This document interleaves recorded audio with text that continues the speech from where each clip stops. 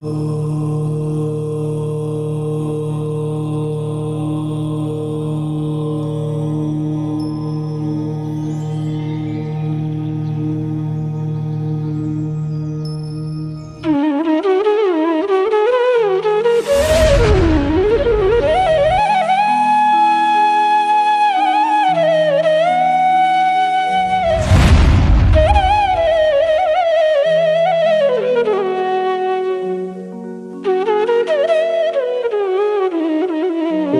नमः सिद्धेभ्यः। ओम नमः सिद्धेभ्यः। ओम नमः सिद्धेभ्यः। सिद्धं शुद्धं पनमिह जिनिन्दवर्णीमि छन्दमकलङ्कं गुणरयन भूषणुदयं जीवसपरुवनम् उच्छम्। बोलो देवादिदेव 1008 श्री श्रेयांसनाथ भगवान की जय। देवादिदेव 1008 श्री नेमिनाथ भगवान की जय। देवादिदेव 1008 श्री बाहुबली भगवान की जय। सिद्धांत चक्रवर्ती आचार्य श्री नेमि चंद्राचार्य महामुनिराज की जय। संत शिरोमणि आचार्य गुरुवर विद्यासागर जी महामुनिराज की जय। नवाचार्य आचार्य श्री समय सागर जी महामुनिराज की जय। निर्यापक श्रमण मुनि पुंगव श्री सुधा सागर जी महामुनिराज की जय। समस्त मुनि संघ की जय।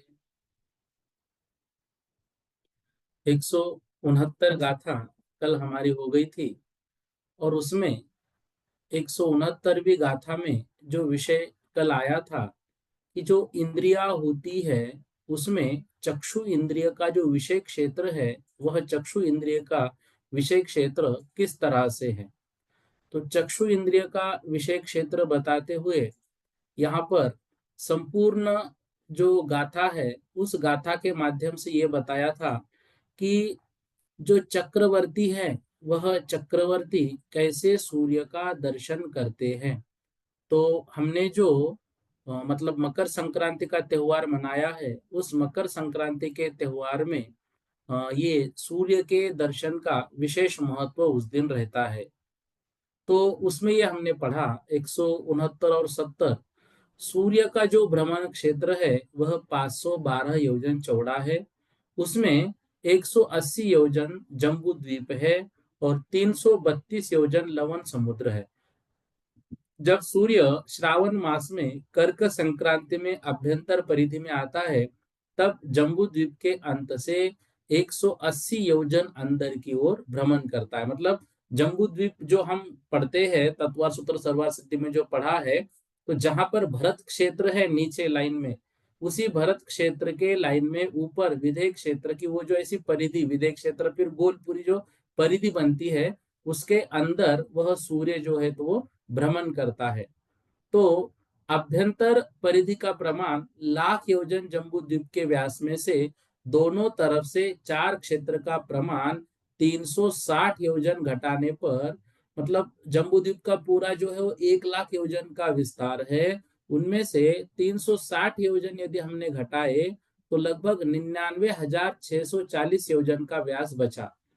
इसके परिधि के निमित्त जो यहाँ पर वर्ग आया तो उसको 10 गुना करने पर जो प्रमाण होता है उसका वर्गमूल यहाँ पर ग्रहण करना है। ऐसा करने पर 3,15,089 योजन प्रमाण इसका परिधि हुआ। तो जो दो सूर्य की अपेक्षा 60 मुहूर्त में मतलब हम दो सूर्य मानते हैं तो उस अपेक्षा से मतलब जम्बू द्वीप में दो सूर्य जो है तो उस सूर्य की दो अपेक्षा से 60 मुहूर्त में इतने क्षेत्र भ्रमण होता है। तो अभ्यंतर परिधि में दिन का प्रमाण 18 मुहूर्त मध्याह्न समय में सूर्य के मध्य में आए तब अयोध्या के बराबर आ जाता है। इसलिए 9 मुहूर्त में कितने क्षेत्र में भ्रमण होता है ऐसा त्रैराशिक यहाँ पर करना होता है।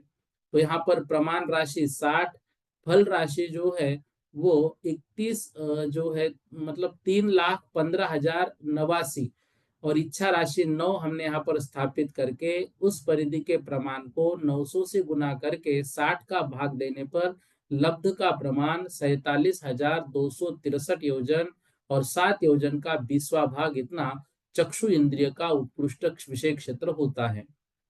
तो अयोध्या के ये बराबर आया तो अयोध्या का जो चक्रवर्ती है मतलब जैसे भरत चक्रवर्ती ने दर्शन किया तो अभ्यंतर परिधि में स्थित सूर्य को यहाँ से पूर्वोक्त प्रमाण, मतलब अभी जो हमने प्रमाण देखा तो उतना योजन दूर देखता है, इसलिए चक्षु इंद्रिय का उत्कृष्ट विषय क्षेत्र कहा है। मतलब ये जो चक्रवर्ती जी ने सूर्य के जिन बिंब के दर्शन किए तो आंखों से किए, तो आंखों से इतने दूर का हम देख सकते हैं।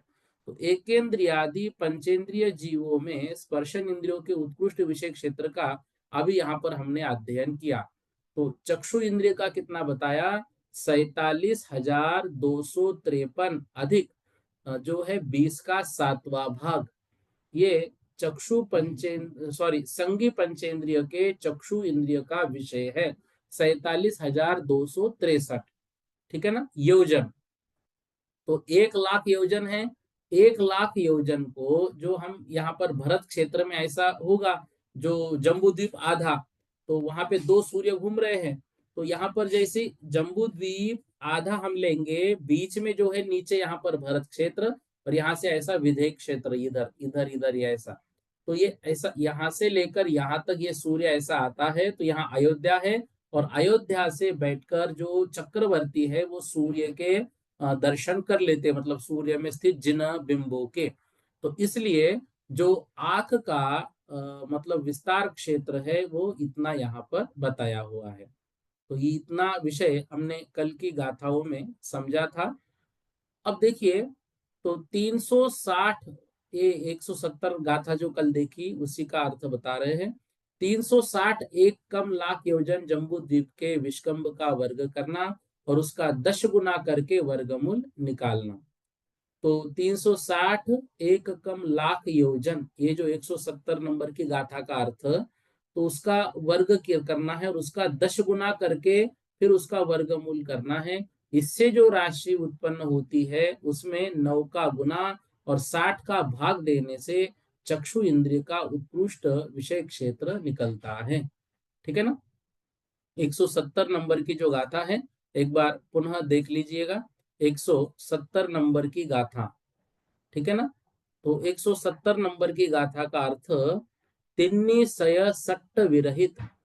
तिन्नी मतलब 3, सत मतलब 100, तो 360 विरहित। तो यहाँ पर क्या लेना है, इसका अर्थ 360 मतलब 60, ठीक है ना। तो सूर्य जो है वह हमने पहले तो जम्बू द्वीप का जो विस्तार है वो हम सबको याद है, 1 लाख योजन, ठीक है ना। तो उसमें से 360 विरहित मतलब कम करने हैं, लक्षम लाख, 10 मूल ताड़िगे लखम, ठीक है ना। 10 मूल ताड़िदे मूलम, और जो 10 मूल है, मतलब यहां तो हमने पहले क्या करना है, जो सूर्य का हमें विस्तार देखना है जम्बू द्वीप के परिधि के अंदर, तो 360 विरहित मतलब 360 कम करना है। कितना, 1 लाख योजन जो जम्बू द्वीप है उनमें से 360 हमने कम कर दिए, ठीक है ना, 1 लाख योजन जम्बू द्वीप से। तो वह जो उत्तर आएगा उसमें से उसका जो विष्कंभ मतलब वर्ग करना है, और 10 मूल ताड़िगे मूलम, और उसका फिर क्या करना है, 10 गुना करके मूल उसका वर्ग निकालना है। तो जो भी उत्तर आएगा उसका 10 गुना करना है, फिर उसका वर्गमूल निकालना है। फिर जो राशि उत्पन्न होगी, नव गुनी दे, उसको 9 का गुना करना है, और फिर 60 हदे, हदे का अर्थ भाग देना है, कृति का वर्ग होता है 60 हदे, तो 60 का हमने भाग दिया, तो चक्षु हासस अधानम। तो यहाँ पर जो चक्षु इंद्रिय है उसका उत्कृष्ट विषय क्षेत्र यहाँ पर निकलता है।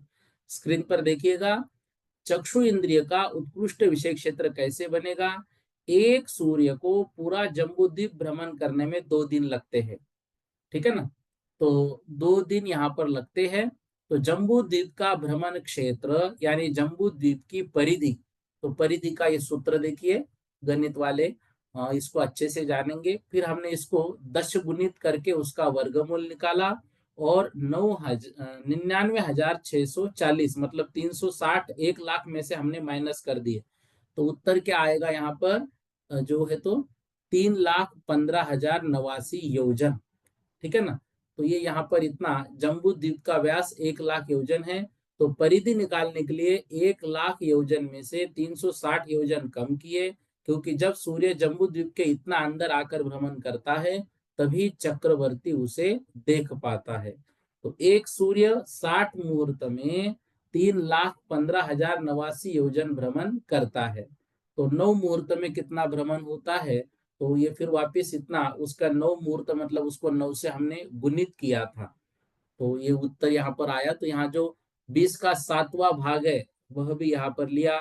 तो चक्षु इंद्रिय का यह क्षेत्र कब बनता है, तो बताया कर्क संक्रांति को, जब 18 मुहूर्त का दिन और 12 मुहूर्त की रात होती है, तब चक्रवर्ती अयोध्या में अपने महल की छत से निशत पर्वत पर उदित सूर्य के विमान में जिन बिंब का दर्शन करता है। ठीक है ना, सूर्य के विमान में जिन बिंब का दर्शन वो चक्रवर्ती करते हैं। तो देखिए, कर्णान योग का विषय चल रहा है, लेकिन उदाहरण प्रथमान योग में जो चक्रवर्ती के दर्शन का आया है, तो कहीं पर भी प्रथमान योग, कर्णान योग, द्रव्यान योग और चरणान योग में भेदभाव हमको करना नहीं है। चारों प्रकार के शास्त्रों को उतना ही महत्व देना है, चारों प्रकार के शास्त्रों का अध्ययन करना है, और चारों प्रकार के शास्त्रों को समझकर यदि हम जो भी अध्यात्म आगम से निकलता है या जो भी नियम निकलते हैं उससे हमें समझना बड़ा आसान हो जाता है विषय। तो इसलिए चारों अनुयोगों का अध्ययन बहुत जरूरी है। यहाँ तक कल की कक्षा में हमने सब विषय समझ लिया था। अब जो है आज 171 नंबर की गाथा का अध्ययन हमको करना है। मतलब यहाँ पर क्या बता रहे हैं, इंद्रियों के आकार हमको समझाएंगे। तो प्रत्येक इंद्रिय का आकार यहाँ पर हम समझकर फिर आगे बाकी जो इंद्रिय के मार्गना में विषय है उस विषय को भी समझेंगे। हाँ देखिए, 171 नंबर की गाथा यही है ना, 171 गलती हुआ था इसलिए देखेंगे।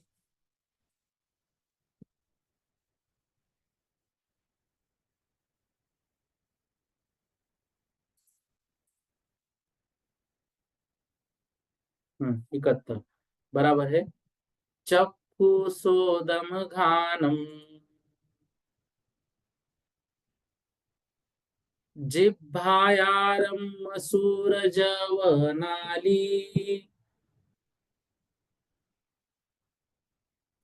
अतिमुत्तु खुरपस्समम्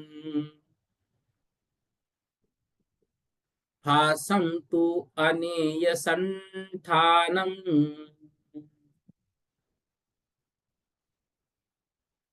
चक्षु सोदम मतलब श्रोत्र, घानम मतलब घ्राण इंद्रिय, जिह्वा मतलब जिह्वा, आयारम मतलब आकार। चक्षु इंद्रिय, श्रोत्र इंद्रिय, घ्राण इंद्रिय, जिह्वा इंद्रिय का आयारम मतलब आकार। क्या दिया, मसूर जवनाली, मसूर जवनाली, अति मुत्तु अर्थात अति मुक्त। ठीक है ना। फिर दिया है खुरपसमम अर्थात क्षूर प्रसमम, फासम मतलब स्पर्शनम, तु अनेक अनेय अर्थात अनेक, संठानम अर्थात संस्थानम मतलब आकार। तो पहले चक्षु, चक्षु क्या दिया, फिर मसूर, अगला जो है ना आयारम के बाद मसूर। तो चक्षु इंद्रिय का आकार कैसा है, मसूर, तो मसूर की दाल के आकार के समान। चक्षु इंद्रिय का तो आकार जो है वह मसूर की दाल का आकार है, उस आकार के समान। फिर शोदम अर्थात श्रोत्र इंद्रिय, तो श्रोत्र इंद्रिय का आकार कैसा दिया, जव नाली अर्थात जव की नाली का आकार, जव की नाली जैसी होती है उसका आकार, उसी की तरह से चक्षु इंद्रिय। फिर दिया सॉरी श्रोत्र इंद्रिय, सोदम मतलब श्रोत्र, श्रोत्र इंद्रिय का आकार जव की नाली की तरह, और चक्षु इंद्रिय का आकार मसूर की दाल की तरह। फिर दिया घानम, घानम घ्राण इंद्रिय का आकार अति मुक्त अर्थात अति मुक्तक, अति मुक्तक मतलब जो कदम का फूल है उस फूल के आकार के समान, कदम के फूल के आकार के समान। फिर जिह्वा, जिह्वा इंद्रिय मतलब रसना इंद्रिय। रसना इंद्रिय का आकार कैसा है? खुरपप समम। खुरपप समम मतलब खुरपे के आकार के समान। जैसे खुरपा जानते हैं ना खेती में काम करने का, वैसे जिह्वा है, तो खुरपे के आकार के समान। और फासम तु और स्पर्शन इंद्रिय अनेय संठानम। संठान मतलब आकार, तो स्पर्शन इंद्रिय जो है वो अनेक आकार का है। तो पृथ्वी आदि और द्विइंद्रिय आदि जीवों के शरीर का आकार अनेक प्रकार का है, इसलिए स्पर्शन इंद्रिय का आकार भी अनेक प्रकार का कहा है। क्योंकि स्पर्शन इंद्रिय कहाँ पर है? स्पर्शन इंद्रिय संपूर्ण इसमें मतलब शरीर में व्याप्त है, संपूर्ण शरीर में। तो दो चक्षु जो है वह मसूर की दाल के समान, और जो श्रोत्र इंद्रिय है वह जव की नाली। जव नाली मतलब जैसा गेहूं होता है ना, गेहूं के बीच की नाली हम लेंगे, तो जो गेहूं है, गेहूं को उल्टा करके देखेंगे तो बिल्कुल वैसा ही हमारा श्रोत्र इंद्रिय होता है। ठीक है ना? चक्षु इंद्रिय, फिर उसके बाद श्रोत्र मतलब कर्ण इंद्रिय। और फिर घ्राण इंद्रिय का आकार जो दिया, अति मुक्तक फल मतलब कदम्ब का फूल। कदम्ब मतलब तिल का फूल। तो जो तिल का फूल होता है, तिल के फूल के समान। तिल का फूल कभी देखा है तो ऐसा उल्टा वो मतलब आता है, और उसके अंदर जैसे हमारा जो नाक है ऐसा उल्टा उसी तरह के फूल होता है, तो वैसा ही आकार है। और जिह्वा का आकार वह जो दिया खुरपे के समान, खुरपे के समान होता है।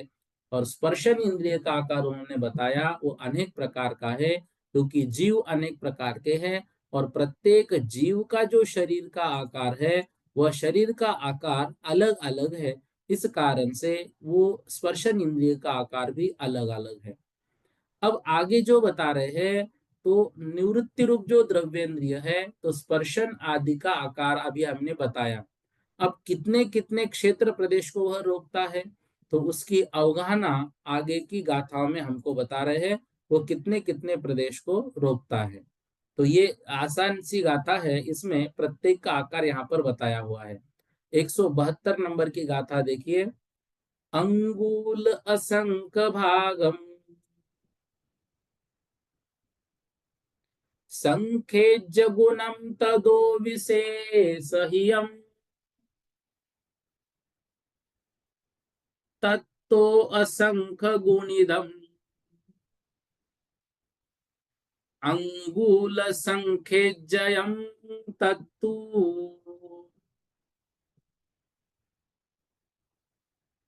क्या बता रहे हैं?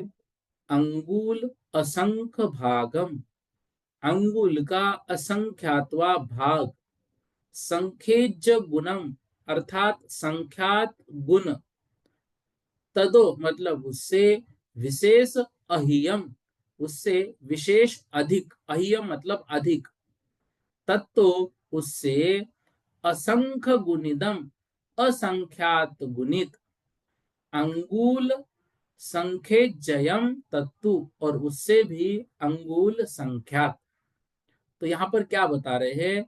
जो चक्षु इंद्रिय है, पहला एक एक क्रम से हम लगाएंगे।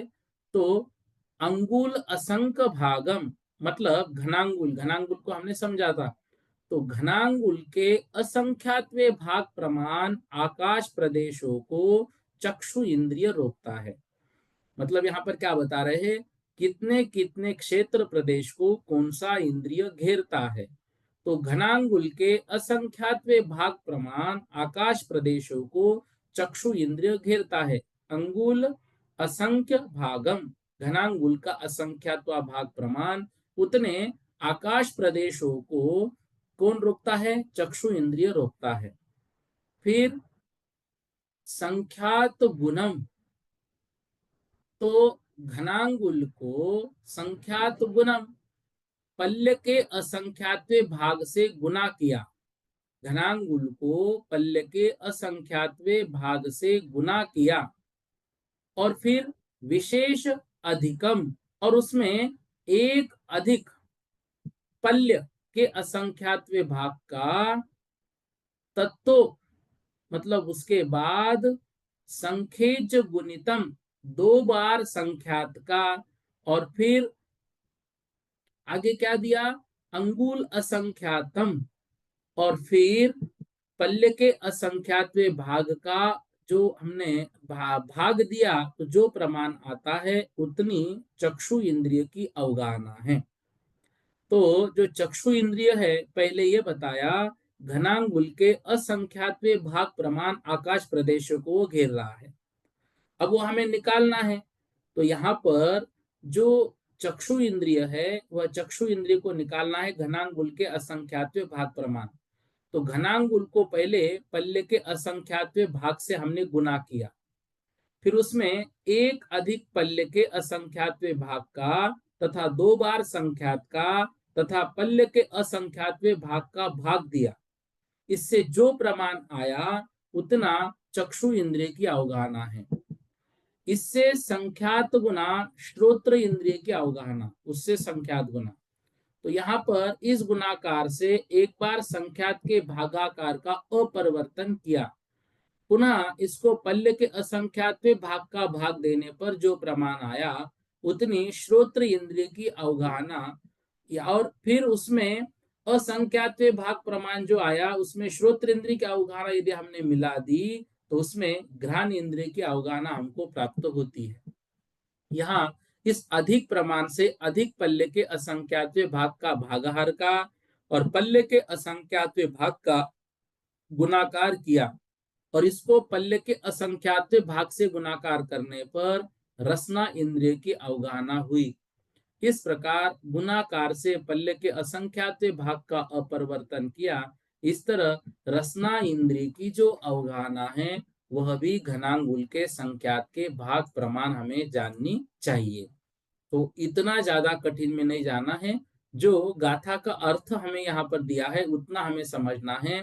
तो आत्म प्रदेशों की अपेक्षा चक्षु इंद्रिय की अवगाहना घनांगुल के असंख्यातवे भाग प्रमाण है। और संखेज्य गुणम, और उसको संख्यात गुना हमने किया तो यह श्रोत्र इंद्रिय की अवगाहना है। और श्रोत्र इंद्रिय की अवगाहना को असंख्य गुणिदम पल्य के असंख्यातवे भाग अधिक हमने किया तो घ्राणेन्द्रिय की अवगाहना है। और घ्राणेन्द्रिय के पल्ले के असंख्यातवे भाग से गुना रसना इंद्रिय की अवगाहना है, तो घनांगुल के संख्यातवे भाग मात्र है। इस तरह से यहाँ पर ये सामान्य रूप से प्रत्येक इंद्रिय की अवगाहना को हमें समझना है। अब 173 नंबर की गाथा है। 173 नंबर में स्पर्शन इंद्रिय के प्रदेशों की अवगाहना बता रहे हैं।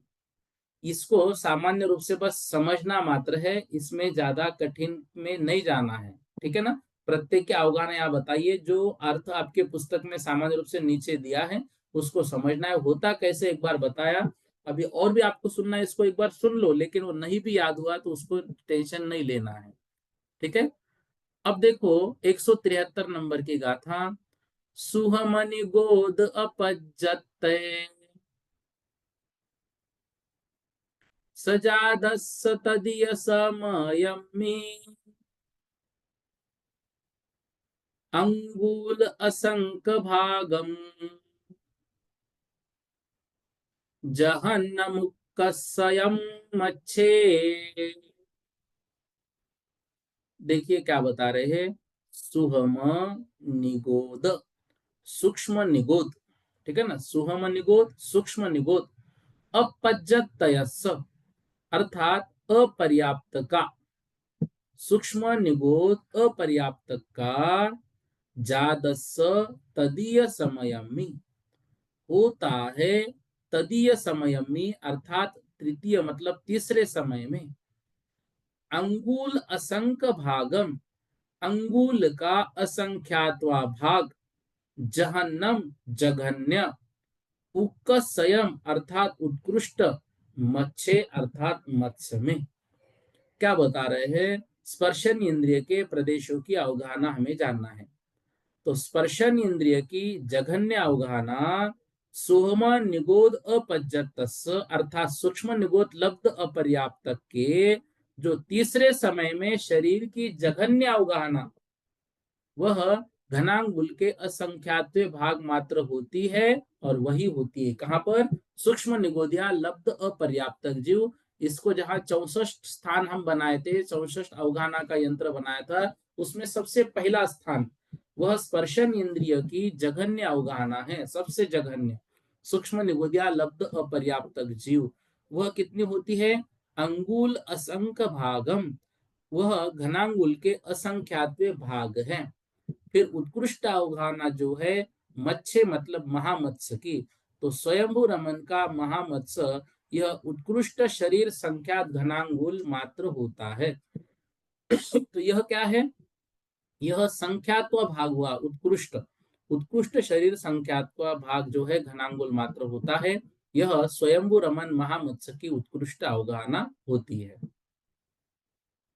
अब यहाँ पर जो अतीन्द्रिय ज्ञान वाले हैं, अतीन्द्रिय ज्ञान वाले मतलब सिद्ध भगवान है, सिद्ध भगवान को भी इंद्रिय मार्गना के माध्यम से एक बार समझाने का प्रयास कर रहे हैं। ठीक है ना? इस गाथा से हम क्या समझे? स्पर्शन इंद्रिय की जघन्य अवगाहना घनांगुल के असंख्यात विभाग प्रमाण है, और यह अवगाहना सूक्ष्म निगोदिया लब्ध पर्याप्तक के उत्पन्न होने के तीसरे समय में होती है, और उत्कृष्ट अवगाहना महामत्स्य की होती है। इसका प्रमाण संख्यात घनांगुल है। अब देखिए यहाँ पर इंद्रिय और अवगाहना चक्षु की घनांगुल का असंख्यात्व भाग, श्रोत्रेंद्र की चक्षु का आकार गुणित संख्यात्व भाग, फिर घ्राणेन्द्र की श्रोत्राकार प्लस श्रोत्राकार को भागाकार करना है पल्ले के असंख्यात्व भाग से। रसना इंद्रिय की घ्राणाकार जो आया है उसको तो लेना है, फिर उसको गुणित करना है पल्ल्या के असंख्यात्व भाग से, और फिर वह जो उत्तर आएगा वो घनांगुल का संख्यात्व भाग। और स्पर्शन इंद्रिय की जघन्य आएंगे घनांगुल का असंख्यात्व भाग, वह सूक्ष्म निगोदिया जीव की, और उत्कृष्ट आएगी संख्यात घनांगुल महामत्स्य की। ठीक है ना? तो जो वो गाथा मतलब अर्थ बताने से पहले जो बात बोली थी, ये इसी में से देख के मैंने बोली। तो इसको हमें सामान्य रूप से समझना है, इतना याद मात्र रखना है। तो स्पर्शन इंद्रियों को छोड़कर शेष चार इंद्रियों में सबसे कम और ज्यादा अवगाहना तो सबसे कम सूक्ष्म निगोदिया की और उत्कृष्ट महामत्स्य की। अब असंख्यात्व भागाधिक, तो चक्षु इंद्रिय से संख्यात गुना श्रोत्र इंद्रिय, और श्रोत्र से संख्यात गुना घ्राण, और घ्राण से असंख्यात भाग गुना जो है वो रसना इंद्रिय की अवगाहना होती है। 174 नंबर की गाथा देखिए। 174 नंबर की गाथा के माध्यम से यहाँ पर हमको बता रहे हैं, जो इंद्रिय ज्ञान वाले जीवों को अभी हमने जाना, अब अतीन्द्रिय ज्ञान वाले जीव कौन हैं उनका निरूपण यहाँ पर इस गाथा में कर रहे हैं। नवी इंद्रिय करन जुदा अवगहादिहिंगाहयाथे नेवय इंद्रिय सोखा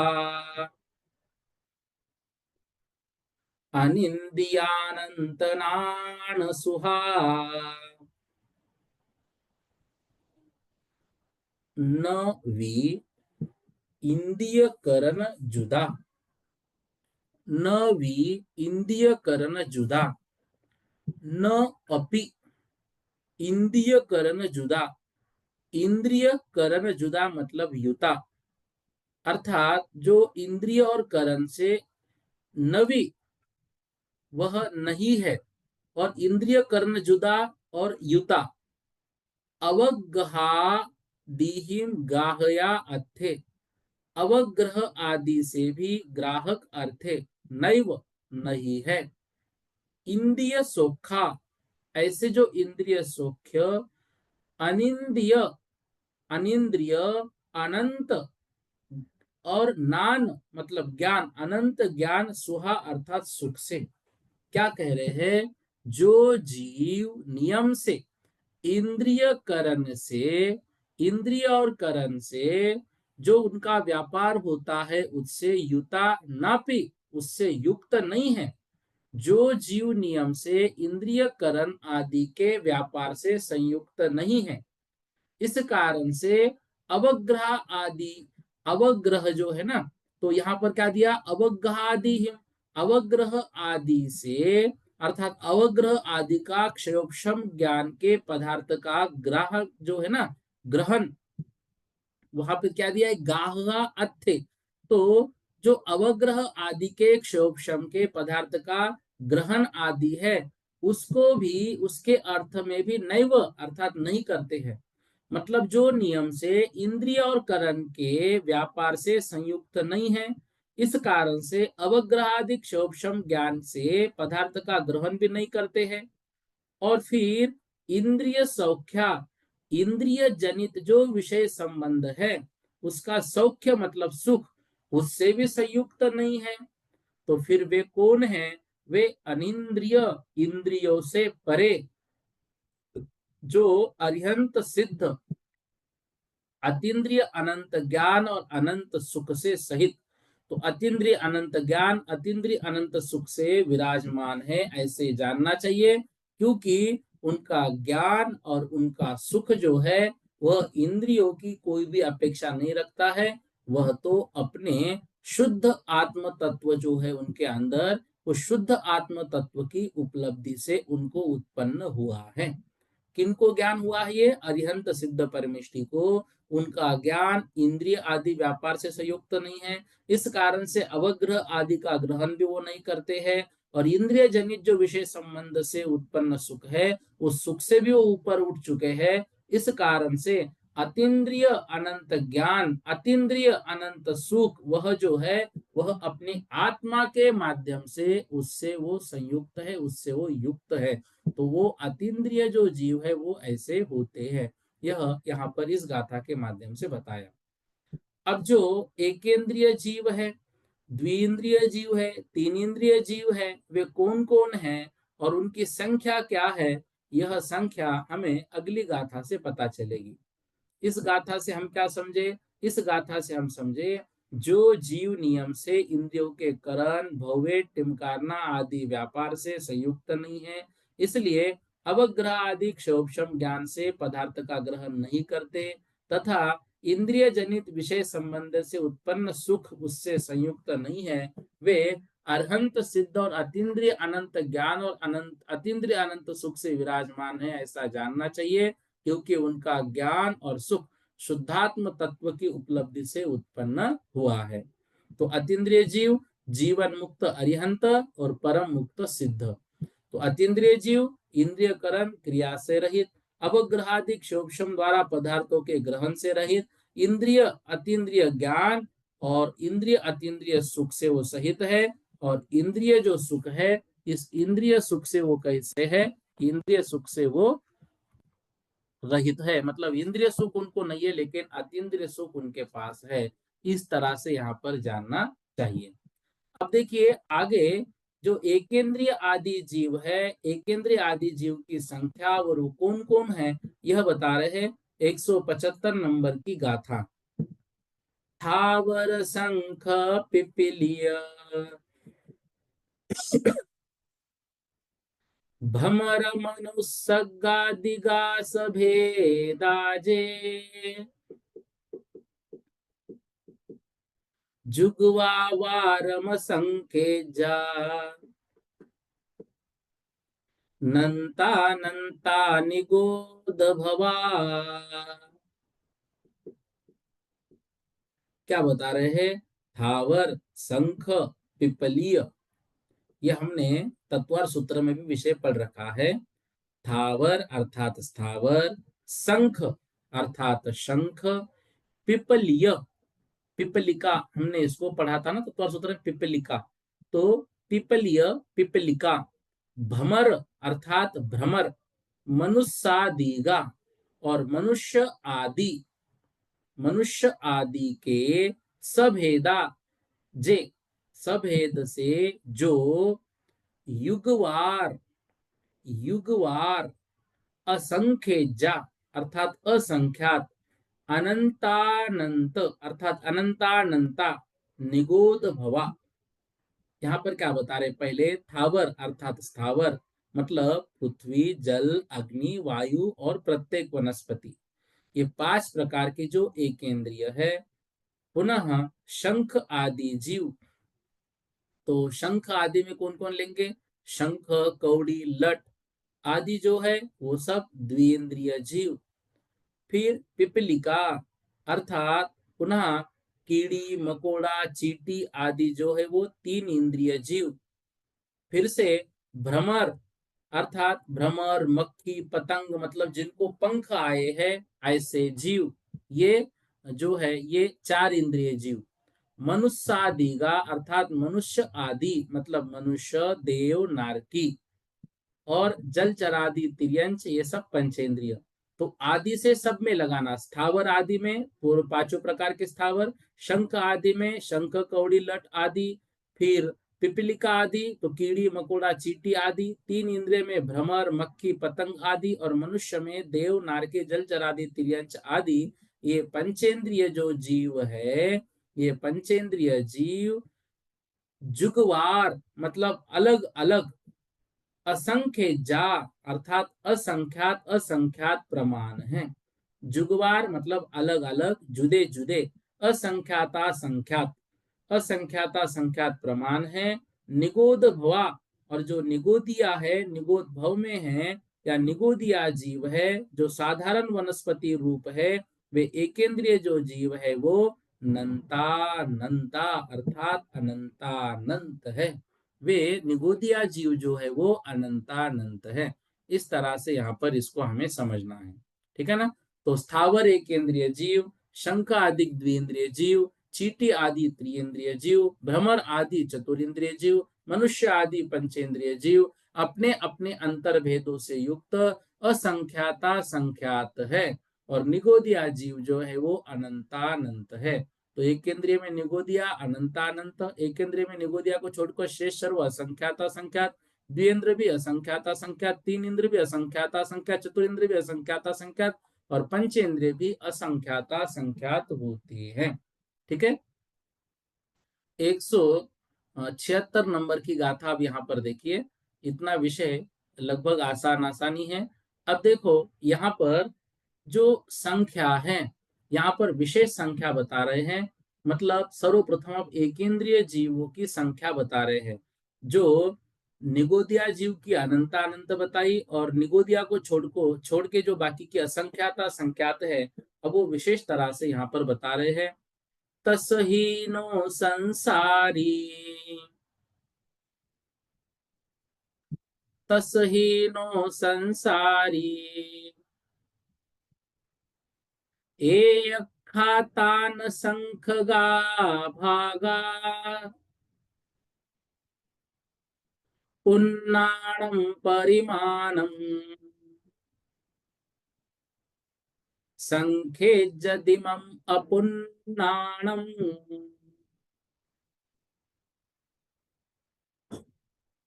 क्या बता रहे हैं? तस हीनो संसारी, तस मतलब त्रस, हीन करने हैं, संसारिण संसारी से, एयखा अर्थात एक अक्षा अर्थात एक इंद्रिय, तान संखगा भागा उनका, संखगा मतलब संख्यात्वा भाग, पुन्नानम अर्थात पूर्ण अर्थात पर्याप्त जो है, परिमाणम परिमाण, संख्यज दीमम संख्य ज दीमम अर्थात संख्यकम, अपुन्नानम वो अपर्याप्त का। क्या बता रहे हैं? तसहीनो संसारी, तो जो सर्व जीव राशि है, उन संसारी जो सर्व जीव राशि प्रमाण में से सिद्धों का प्रमाण घटाया। पहले तो हमें संसार की राशि निकालनी है। तो संसार की राशि निकालने की है पूर्ण लोकाकाश में, उसमें सिद्ध भगवान भी आए। तो संपूर्ण जीव राशि में से हमने सिद्ध भगवान का प्रमाण घटा दिया। तो अब जो बची वो राशि वो है संपूर्ण संसारी जीवों की राशि। अब संसारी न तसहीनो, और अब संसारी जीवों में से जो संसारी जीवों का प्रमाण है, उस संसारी जीवों में से त्रस जीवों का प्रमाण हमने घटा दिया। मान लो पूरे लोकाकाश में जो जीव है वो संपूर्ण जीव राशि, उसमें से सिद्धों का प्रमाण घटा दिया, तो बाकी जो बचे वो संसारी जीव। उन संसारी जीवों में से भी त्रस जीवों का प्रमाण घटा दिया। एयखा वो एकेंद्रीय जीवों की संख्या का प्रमाण हुआ।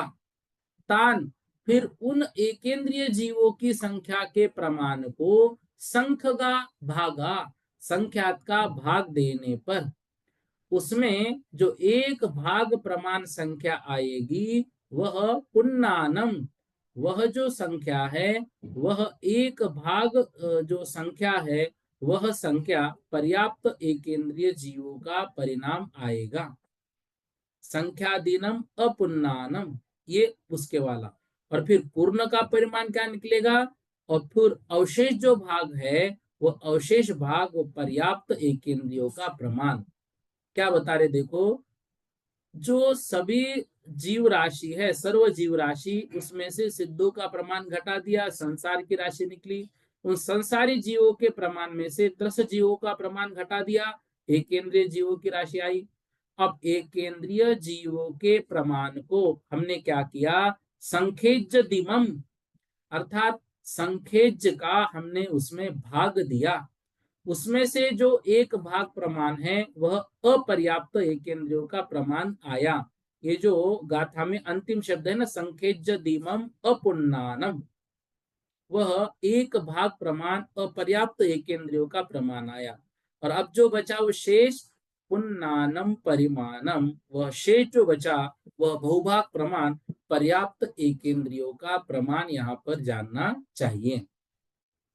तो संसार की राशि में से त्रस राशि घटाई, जितना शेष रहे उतने एकेंद्रीय जीव, और एकेंद्रीय जीव की राशि में से संख्यात का भाग देने पर एक भाग का प्रमाण अपर्याप्तक जीव, और शेष भूभाग प्रमाण पर्याप्तक जो जीव है वह पर्याप्तक है।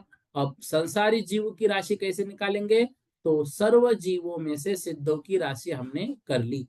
तो सर्वजीव, अब सर्वजीव में से मुक्त हटा दिए तो बाकी बचे संसारी। चार्ट में देखो, फिर जो संसारी है उसमें से शेष मतलब त्रस राशि, और बाकी बचे एक केंद्रीय। एक केंद्रीय में दो भाग, पर्याप्त और अपर्याप्त। तो यहाँ पर एक केंद्रीय का संख्यात से भाग दिया तो एक भाग अपर्याप्त, और बहुभाग जो है एक केंद्रीय का संख्यात भाग गुणित संख्यात माइनस एक, वो एक बहुभाग जो है वह एक केंद्रीय जीव राशि आएगी। तो एक केंद्रीय जीव, संसार जीव राशि, सर्व जीव राशि माइनस मुक्त जीव राशि जो है वह एक केंद्रीय जीव, संसारी जीव माइनस त्रस जीव, अपर्याप्तक एकेंद्रीय, एकेंद्रीय का संख्यात्व भाग, और पर्याप्तक एकेंद्रीय शेष बहुभाग। तो इसे लिखने का तरीका है एकेंद्रीय डिवाइड संख्यात गुणित संख्यात माइनस एक। इस तरह से यहाँ पर ये राशि निकलती है। 177 नंबर की गाथा देखिए, 177 नंबर आपके स्क्रीन पर आई है। यहाँ पर अब एकेंद्रीय जो जीव है, एकेंद्रीय जीवों के भेदों की संख्या बता रहे हैं। बादर सुहुमाम ते सिम पुन्ना पुण्येति छ विहानम्पि तक्कायमग्गणाये भनिज्जमानक्कमोऽनेयो भनिज्जमानक्कमोऽनेयो। क्या बता रहे हैं, बादर सुहुमाम तेसिम, अर्थात उनमें बादर सुहुमा, बादर और सूक्ष्म, तेसिम मतलब उसमें, पुन्ना पुण्य अर्थात पर्याप्त अपर्याप्त, ती मतलब इतनी, छ विहायम इतने, छे विहायम मतलब विधान अर्थात भेद करने पर, तत् काय मग्गनाए वह काय मार्गना में, भनिज भनिष्य मान कमो मान क्रम से, नेओ अर्थात जाननी चाहिए। मतलब यहाँ पर ये बता रहे हैं जो सामान्य एक केंद्रीय राशि है वो बादल और सूक्ष्म, ये उसके दो भेद है। जो सामान्य एक केंद्रीय जीव तेसी मतलब उनमें जो ऊपर राशि बताई सामान्य एक केंद्रीय की, उसमें बादल और सूक्ष्म दो भेद है। पुनश्च एक भेद के पर्याप्त और अपर्याप्त, ये दो दो भेद है। इस तरह से ये चार हुए, उनका प्रमाण आगे काय मार्गना में कहेंगे। वह अनुक्रम जानना, ये ऐसा यहाँ पर कह रहे हैं। मतलब सामान्यपने एकेंद्रीय का जो प्रमाण है उसको असंख्यात लोक का भाग देने पर उसमें एक भाग प्रमाण तो बादर एकेंद्रीय जीव, और अवशेष बहुभाग प्रमाण सूक्ष्म एकेंद्रीय जीव। पुनश्च बादर एकेंद्रीय को प्रमाण को असंख्यात लोक का भाग देने पर उसमें एक भाग प्रमाण पर्याप्त, और अवशेष भाग बहुभाग प्रमाण अपर्याप्त, जो ऊपर बताए थे। तो उसमें सूक्ष्म एकेंद्रीय प्रमाण को संख्यात का भाग देने पर प्रमाण अपर्याप्त और अवशेष बहुभाग प्रमाण पर्याप्त है। बादर में पर्याप्त थोड़े है और अपर्याप्त अधिक है, तथा सूक्ष्म में पर्याप्त अधिक है और अपर्याप्त थोड़े है। ऐसा यहाँ पर भेद जानना चाहिए। इसको वो बता रहे हैं, आगे कहाँ पर बताएंगे, काय मार्गना में इनको आगे और अच्छी तरह से समझेंगे। अब यहाँ पर 178 नंबर की गाथा के माध्यम से त्रस जीवों की संख्या का ज्ञान हमको करा रहे हैं। ये सामान्य रूप से अभी याद रखिए। अब 178 नंबर की गाथा में त्रस जीवों की संख्या का ज्ञान हम करेंगे। बीति चप मानम संख्ये, बीति चप मानम संख्ये, वहिद पदरंगुले नहिद पदरम, हिन्नकमं परिभागो, आवलिया संक भागो दू।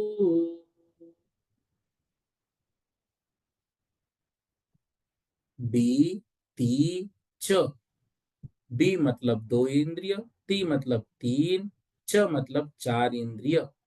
फिर पम पमाणम और पंचमाणम, प मतलब पांच, बी मतलब द्वि, ती मतलब ती, च मतलब चार, प मतलब पांच, मान अर्थात मान, संख्येन अर्थात संख्या से, वहित अर्थात वहित, पदर अंगुलेन प्रतर अंगुल से, हिद पदरम हत प्रतरम भाग देने पर, हीन कमम हीन क्रम से, परिभागो अर्थात प्रतिभाग, आवलिया अर्थात आवली से, संख भागोदु संख्य भाग तो।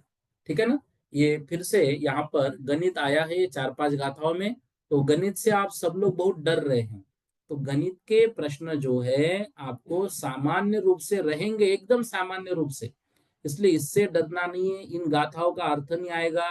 ये संख्या आपको सीधी पूछी नहीं जाएगी कि भाई इसका प्रमाण बोलो, उसका प्रमाण बोलो। लेकिन एक सामान्य रूप से आपको पढ़ने के लिए, क्योंकि जीव कांड हमने पढ़ा है, ये आपको बात पता भी तो चले कि ये विषय हमने पढ़ा है। इसलिए इसका अध्ययन मात्र करना है, इससे डरना नहीं है। क्या कह रहे हैं अब यहाँ पर, बीती चप अर्थात द्विंद्रिय, तीन इंद्रिय, चतुर्ंद्रिय और पंचेंद्रिय, इन सभी त्रस जीवों का मान अर्थात इन सभी त्रस जीवों को मिलाया हुआ जो प्रमाण है, उस प्रमाण को असंख्येन हिद पदरांगुलेन अर्थात प्रतरांगुल को असंख्यात भाग देने पर जो प्रमाण आता है, ध्यान से, प्रतरांगुल को असंख्यात का भाग देने पर जो प्रमाण आता है, उसका भाग जगत प्रतर अर्थात जगत प्रतर को देने पर जितना होता है उतना जानना। अर्थात जगत प्रतर को भाग दिया प्रतरांगुल से और फिर प्रतरांगुल को भाग दिया असंख्यात से, तो यह द्विंद्रिय राशि का प्रमाण सबसे अधिक है। फिर तीन इंद्रिय जो है वो विशेषहीन है, उससे चतुर इंद्रिय और विशेषहीन है, उससे पंचेन इंद्रिय विशेषहीन है। तो कितने कितने हीन होते हैं, उस विशेष का प्रमाण जानने के लिए निमित्त भागार और भागार का भागार अवली के असंख्यातवे भाग मात्र जानना यहाँ पर हमको चाहिए। क्या कह रहे देखो, प्रतरांगुल के असंख्यातवे भाग का जगत प्रतर में भाग देने से जो लब्ध आवे, उतना सामान्य से त्रस राशि का प्रमाण है। पूर्व पूर्व द्विंद्रियादिक की अपेक्षा उत्तर उत्तर त्रियादिक का प्रमाण क्रम क्रम से हीन है और इसका प्रतिभाग अवली का असंख्यातवे भाग है। मतलब देखो, त्रस जीवों का प्रमाण जगत प्रतर को प्रतरांगुल से भाग दिया और प्रतरांगुल को असंख्यात से, तो यह सर्वत्र जीवों की राशि निकली। इनमें भी द्विंद्रिय सर्वाधिक, उससे कम तीन इंद्रिय, उससे कम चतुरिंद्रिय, उससे सबसे कम जो है वो पंचेंद्रिय होते हैं। इतना बस हमें याद रखना है।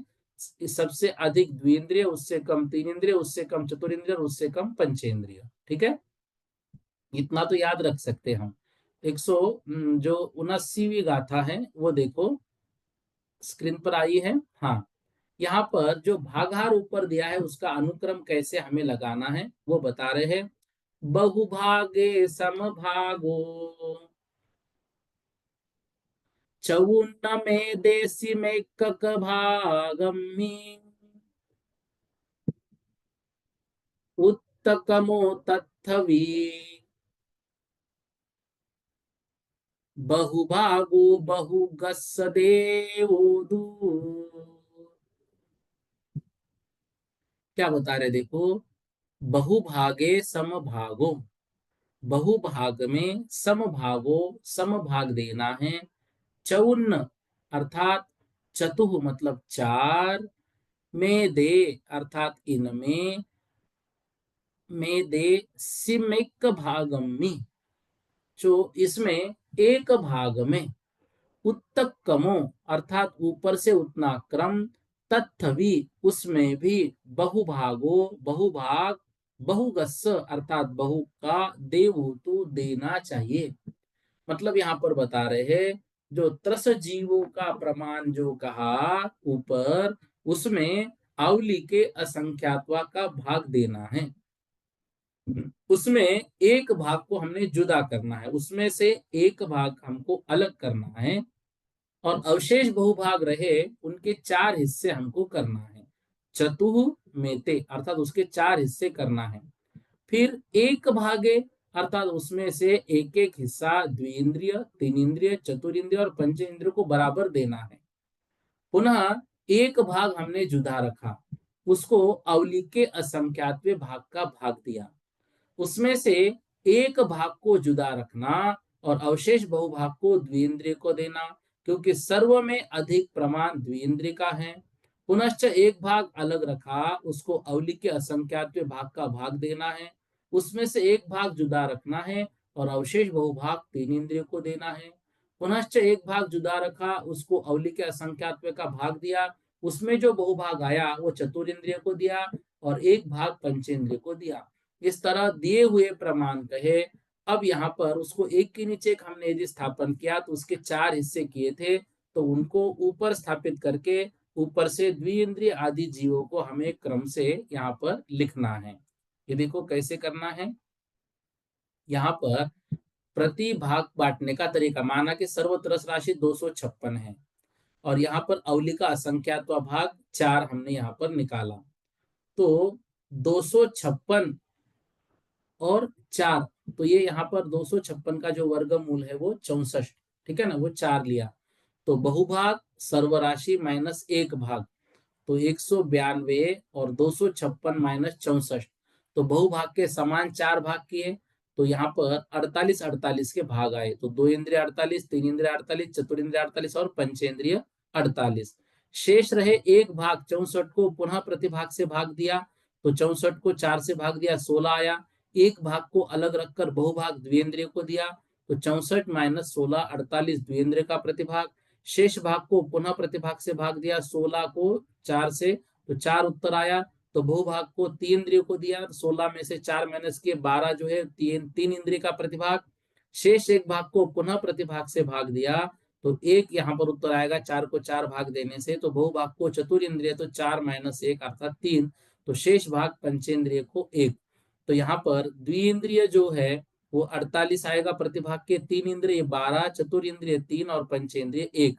ये उदाहरण यदि हम समझेंगे ना तो ये अर्थ यहाँ पर लिखा हुआ जो है स्क्रीन पर आपको समझ में आ जाएगा उदाहरण के माध्यम से, ठीक है ना। तो यहाँ पर वास्तविक गणित जो है वो ऐसा आएगा, जगत प्रतर को प्रतरांगुल का असंख्यात्वा भाग, द्विइंद्रिय जीव कुल त्रस जीव के चतुर्थ भाग से अधिक है तो त्रस जीव चार भाग, तीन इंद्रिय जो चतुर्भाग से कुछ कम है यानी त्रस जीव डिवाइड चार से, और चतुर इंद्रिय जीव कुछ और कम है तो त्रस जीव से चार, और पंचेंद्रिय कुछ और कम है, त्रसिन का चौथा भाग उसमें आएगा। इस तरह से इतना हमें यहाँ पर आज पढ़ना है। इसके आगे एक या दो ही गाथा बची है, तो इतना भी विषय एक ही गाथा है, तो इस गाथा को भी कंप्लीट कर लेते हैं। संख्या में पुनः कह रहा हूँ, बार बार कह रहा हूँ, डरने की आवश्यकता नहीं है, सामान्य रूप से बस याद रखना है कि हमने इसको पढ़ा है, बस इतना ही। एक गाथा भी और देख लेते, फिर ये इंद्रिय अधिकार पूर्ण हो जाता है। क्षमा चाहता हूँ आपको, रविवार होके भी आज बैठना पड़ा, लेकिन गुरुवार की छुट्टी हुई थी और हमें समय से ये कंप्लीट करके फिर जो सिद्धांत प्रवेशिका है उसको भी समझना है परीक्षा के पहले पहले, इसलिए ये आज कक्षा ली मैंने। हाँ देखिए, तिबिपच पुन्नपमानम पदरंगूल शंख बागहित पदरम हीनकमं पुन्नुन्ना बितिचप जीवा अपजत्ता। ती बी पच पुन्न। ती अर्थात तीन, बी मतलब द्वि, दो, पच मतलब पांच, फिर च, च मतलब चतु, पुण्य प्रमाणम इनका पूर्ण प्रमाण, पदरंगुल अर्थात प्रतरांगुल का, संख भाग हिदम असंख्य भाग हिदम, हिद पदरम हत प्रतरम मतलब प्रतर से उसको हत मतलब भाग देना है, हीन कमम और हीन क्रम से, पुन्नुना पुर्णाना, बी च प अर्थात द्वि, तीन, चतु मतलब चार और प मतलब पांच इंद्रिय जीवा, जीवा अपज्जता अर्थात अपर्याप्त होते हैं।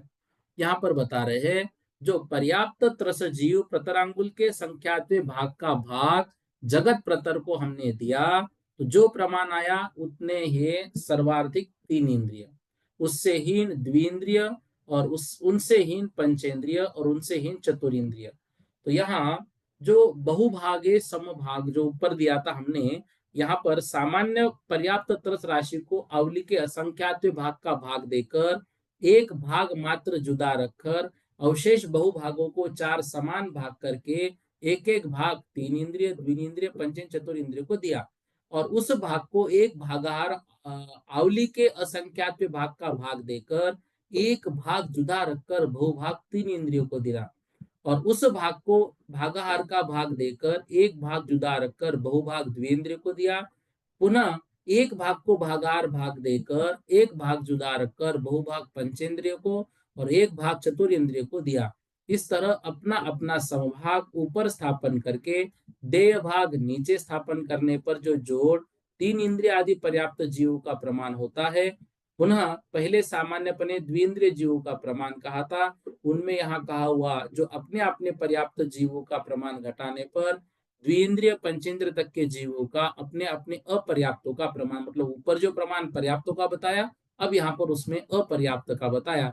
तो अपर्याप्तों में सर्वाधिक जो है वो द्विंद्रिय, उनसे हीन तीन इंद्रिय, उनसे हीन चतुरिंद्रिय और उनसे हीन पंचेंद्रिय। इस तरह इनका प्रमाण यहाँ पर हमको जानना है। देखो गाथा के माध्यम से जो बात बताई है वही बात यहाँ पर नीचे लिखी है। त्रस जीवों में पर्याप्त जीव, जगत प्रतर, प्रतरांगुल का संख्यात विभाग, इससे भी पूर्वोक्त प्रकार से संभाग से बांटा, परंतु प्रतिभाग का यह क्रम तीन इंद्रिय द्विनिंद्रिय पंचेंद्रिय चतुरेंद्रिय अपनी अपनी संख्या में से पर्याप्त संख्या घटाने पर अपनी अपनी अपर्याप्त संख्या निकलती है।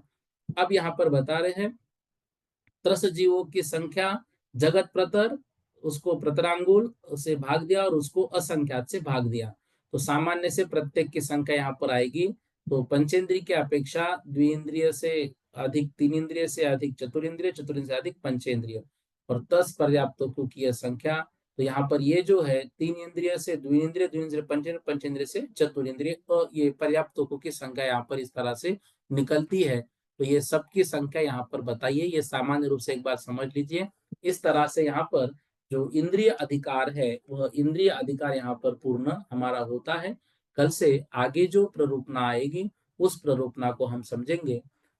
इसमें से जो संख्या का भाग है वो सामान्य रूप से एक बार समझ लो, बाकी वो ऐसा परीक्षा में नहीं आएगा, उसलिए उसकी इतनी कोई दिक्कत नहीं है। बाकी सामान्य रूप से जो पढ़ा वो बहुत आसान विषय था इंद्रिय का, तो उसमें भी फिर भी कोई शंका हो तो आप व्हाट्सएप पर भेज दीजिए। आज इतना ही पढ़ लेते हैं। बोधि समाधि परिणाम विशुद्धि स्वात्मोपलब्धि शोषो के सिद्धि चिंता मनिम चिंतित वस्तु दानिम त्वामंद मानस्य ममास्तु देवी।